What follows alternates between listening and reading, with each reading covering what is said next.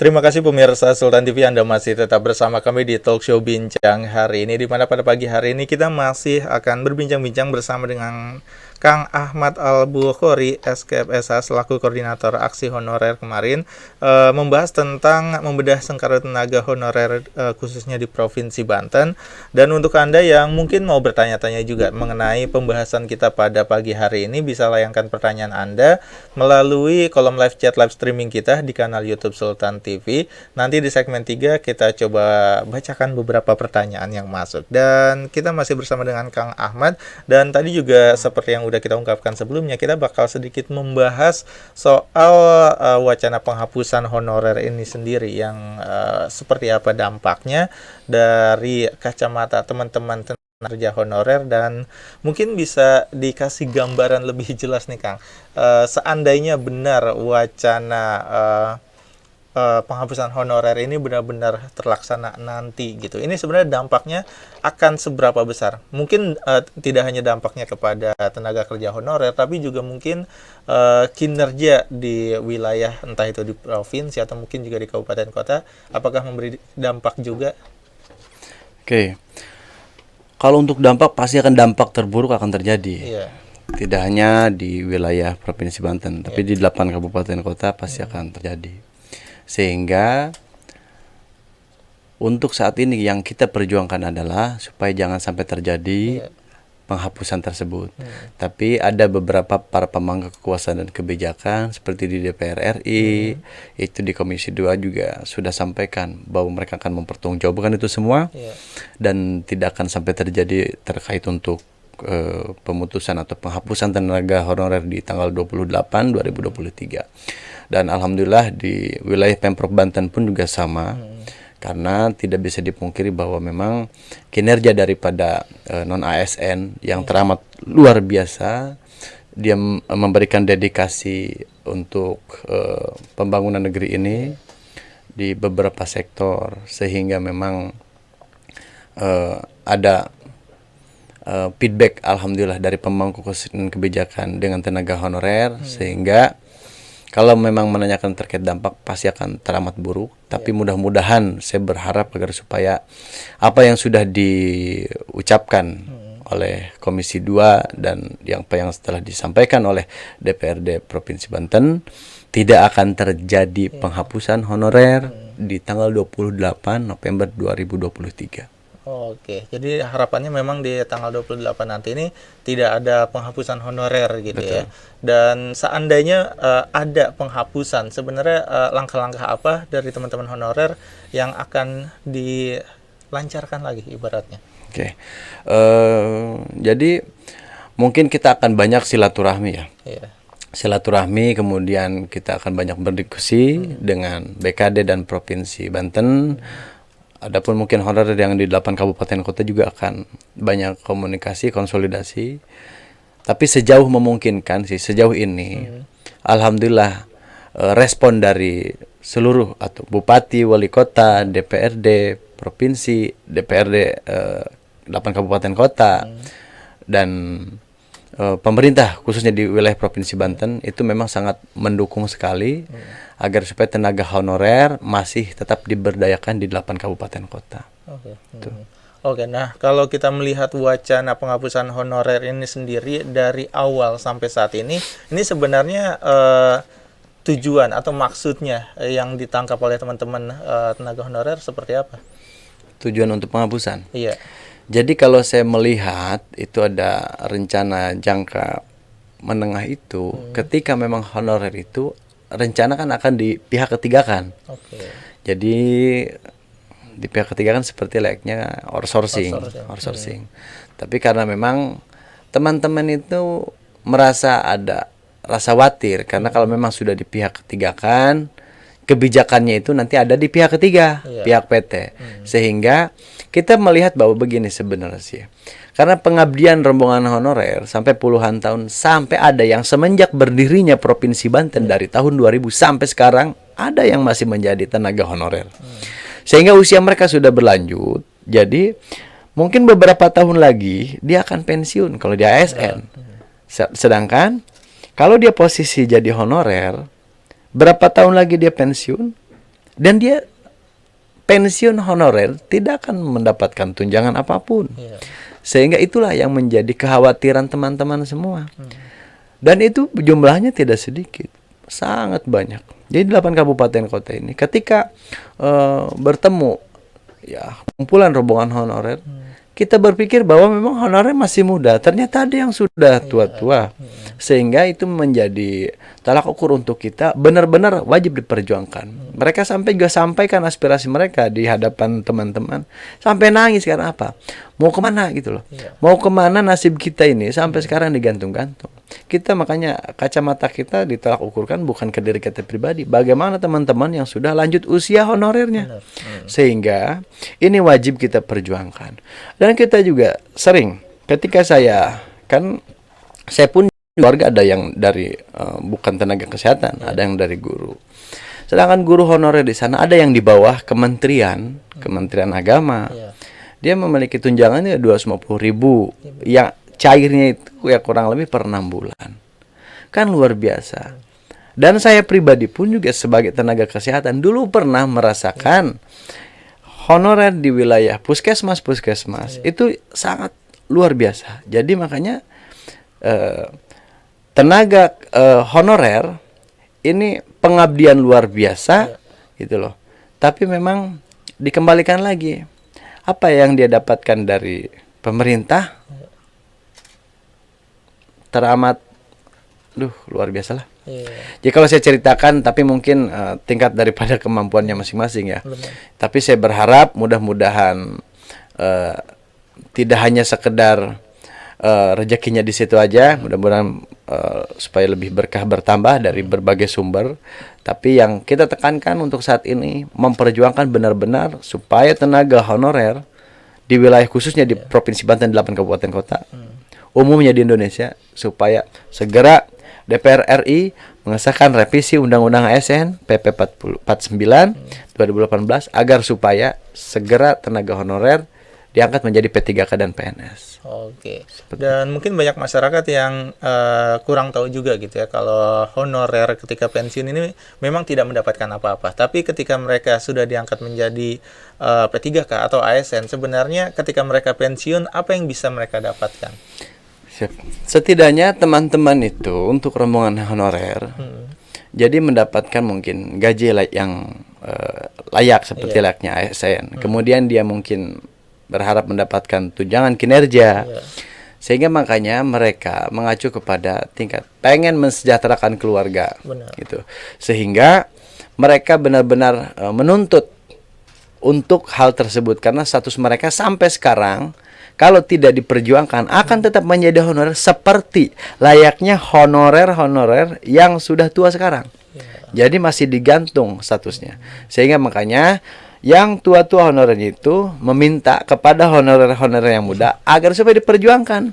Jadi estafet lah, sehingga kita benar-benar sungguh-sungguh dengan memang kerja keras, konsolidasi, komunikasi dengan para pemangku kekuasaan dan kebijakan supaya tetap honorer bekerja di wilayah Provinsi Banten dan jangan sampai terjadi penghapusan, kemudian segera disahkan PP 49 2018 agar supaya tenaga honorer menjadi P3K dan ASN. Karena itu pun juga nanti untuk apa? Menjamin keberlangsungan kehidupan dan kesejahteraan orang banyak. Karena kalau memang honorer tidak segera diangkat menjadi ASN, mungkin tahun depan pun ada yang sudah pensiun honorer. Apa yang akan dia dapatkan? Dia tidak akan mendapatkan apapun. Sedangkan pengabdian mereka sudah puluhan tahun dari semenjak berdirinya Provinsi Banten sampai sekarang dia belum diangkat menjadi PNS.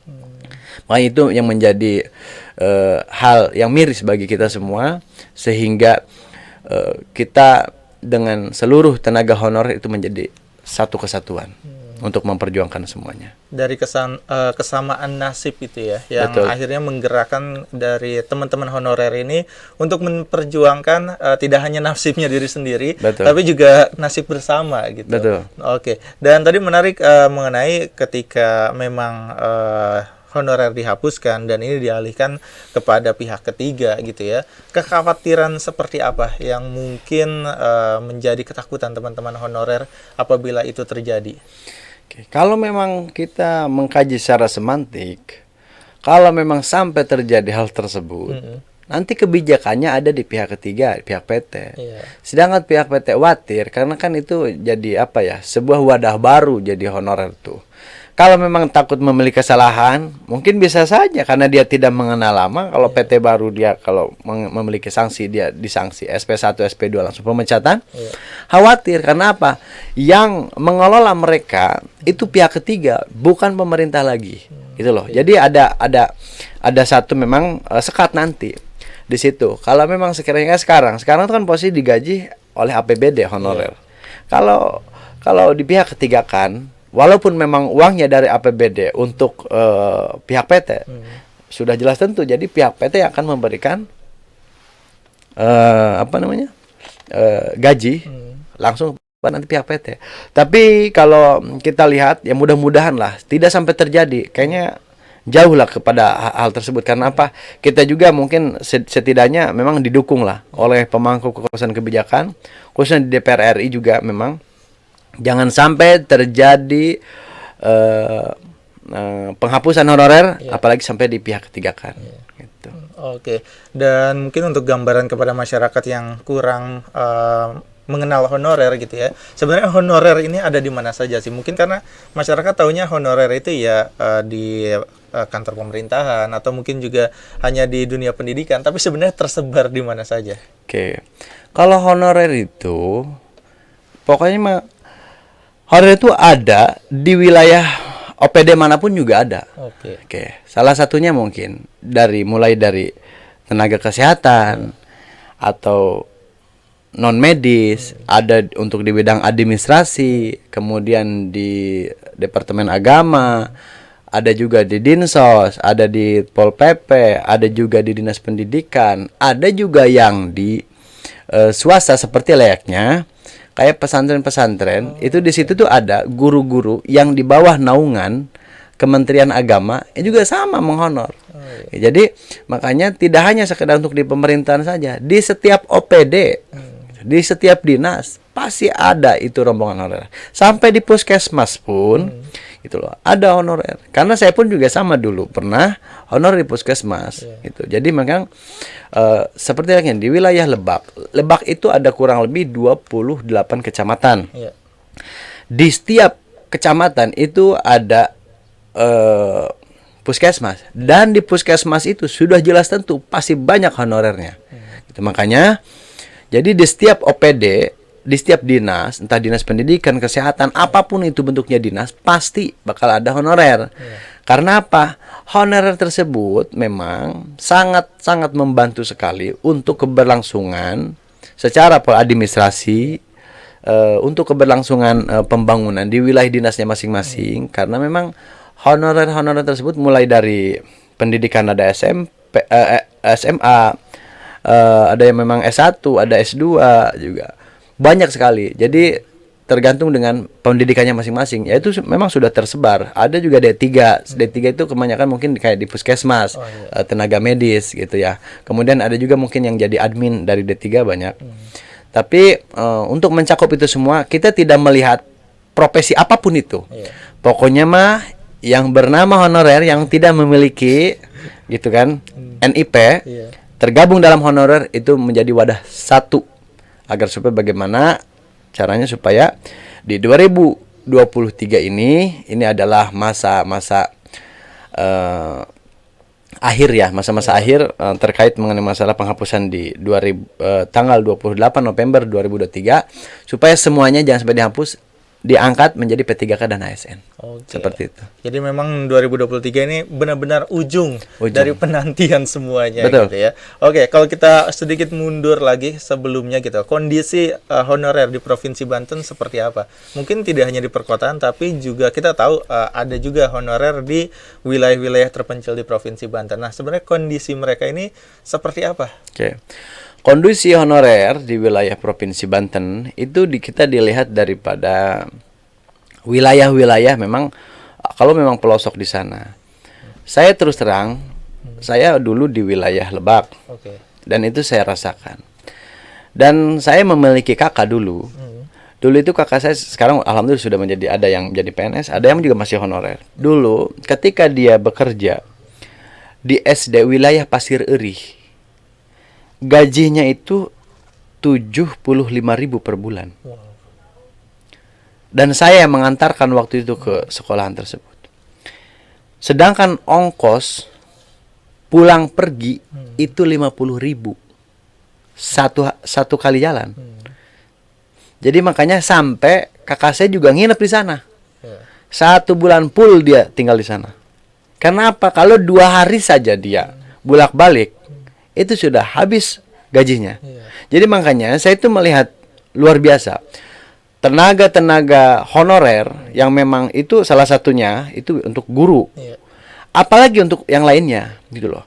Makanya saya juga posisi pernah saya juga mengabdi di puskesmas di Muncang karena saya asli Lebak. Ya luar biasa alhamdulillah. Tapi mungkin sudah rezekinya saya untuk berangkat ke provinsi sekarang. Alhamdulillah. Jadi makanya karena kita sudah pernah merasakan hal tersebut dan saya juga melihat beberapa profesi yang berjuang hidupnya demi kesejahteraan keluarganya sehingga kita terpanggil, tersentuh hatinya karena kita juga pernah merasakan itu dan sampai sekarang juga kita merasakan. Sehingga makanya kita wajib untuk menyuarakan aspirasi kita semua demi kesejahteraan honorer di Indonesia, khususnya di Provinsi Banten. Di Provinsi Banten ya. Dan sebenarnya sejauh ini honorer ini memiliki perkumpulankah atau organisasi gitu di antara honorer? Ada organisasi. Jadi kita itu ada organisasi untuk khusus di wilayah Provinsi Banten.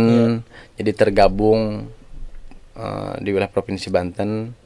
Walaupun memang terus terang kita belum memiliki kantor, karena bagaimana kita mau posisi menyewa kantor seperti orang lain, ya itu ya sudah dengan mungkin kalau kita kumpul rapat-rapat kadang-kadang honorer itu luar biasa di basement Masjid Al-Bantani di bawah. Gitu. Jadi tempat berkumpul di sana gitu ya. Membuat program-program khusus kah mungkin untuk ibaratnya kesejahteraan para honorer juga gitu. Jadi sebenarnya kalau saya melihat sebuah wadah untuk honorer Provinsi Banten sekarang miris saya. Jadi mewadahi puluhan ribu tenaga honorer tapi rapatnya di basement. Ya sudahlah, tapi memang itu kalau basement Masjid Al-Bantan itu kan dekat dengan sholat. Jadi minimal urusan pasabikul khairat kita kedepankan, mendengar istilahnya beduk ya kita langsung sholat berjamaah. Tapi kalau memang sejauh memungkinkan untuk tenaga honorer ini semangat juangnya teramat tinggi gitu loh. Walaupun memang berjuang dalam keterbatasan tapi memang kita tetap berupaya supaya program-program kita itu mencanangkan program jangka menengah, jangka panjang. Jangka menengahnya itu ya kurang lebih kita ada beberapa memang yang harus kita konsolidasikan dengan BKD khususnya di wilayah provinsi, ada juga di 8 kabupaten kota di BKD-nya masing-masing sehingga biar menjadi satu kesatuan. Nah, sehingga apa? Untuk jangka panjangnya ya seperti kemarin kita posisi sampaikan aspirasi kita itu untuk apa?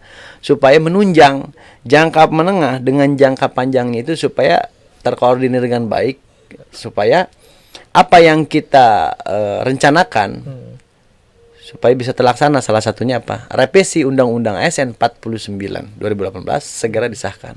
Seperti itu. Kalau sudah memang selesai disahkan, alhamdulillah secara otomatis se-Indonesia ini akan diangkat menjadi P3K dan ASN. Amin. Mudah-mudahan revisi Undang-Undang ASN ini bisa benar-benar disahkan. Amin. Supaya penantian panjang loyalitas para ASN yang sudah bertahun-tahun ini bisa mendapatkan hak yang semestinya ya. Oke, kita bakal lanjutkan lagi nih Kang perbincangan kita pada pagi hari ini dan coba kita bacakan beberapa pertanyaan yang masuk di kanal YouTube Sultan TV. Dan untuk Anda yang mungkin juga pengen bertanya-tanya nih sama Kang Ahmad ini bisa langsung layangkan pertanyaan. Albu panggilannya. Oh, Albu aja. Kang Albu. Bisa langsung layangkan pertanyaannya di kolom live chat live streaming kita di kanal YouTube Sultan TV dan kita akan kembali menemani Anda. Pastikan Anda tetap bersama kami di Talk Show Bincang hari ini.